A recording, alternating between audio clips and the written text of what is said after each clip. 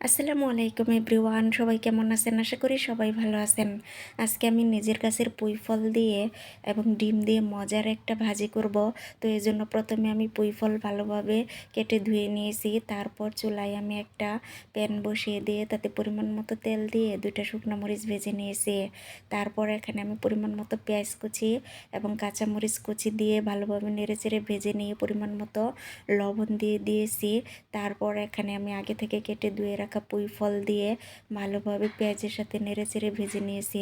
তারপর এখানে আমি একটা ডিম অ্যাড করে দিয়েছি। এখন পুঁই ফলের সাথে ডিমটা ভালোভাবে নেড়েচেড়ে ভেজে নেব। ভাজিটা নামানোর পূর্বে আমি এখানে ধনিয়া পাতা অ্যাড করে দিয়েছি। এই তো রান্না হয়ে গেল মজার ডিম দিয়ে পুঁই ফল ভাজি। এটা গরম ভাতের সাথে খেতে কিন্তু দারুণ লাগে।